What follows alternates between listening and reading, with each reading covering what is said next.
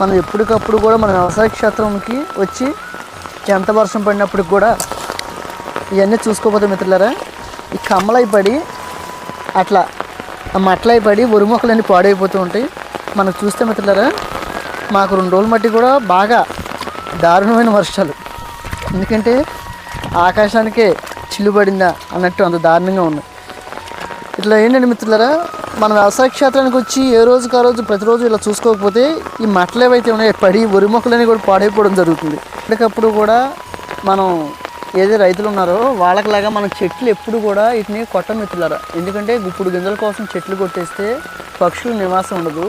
చెట్లు అనేవి కొట్టేస్తే ఏంటంటే భూమి తాపానికి గురవుతుందని మనం ఫాలో అవుతాం కాబట్టి చెట్లు కొట్టం. అందుకని మిత్రులారా, ఈ కొబ్బరికాయలు కానీ కమ్మలు కానీ ఆకులు కానీ రాలిపోతూ ఉంటాయి. అందుకనే మనం ఎంత వర్షం వచ్చినా ఎంత గాలి వచ్చినా సరే ప్రతిరోజు కూడా పొలంలోకి రావడం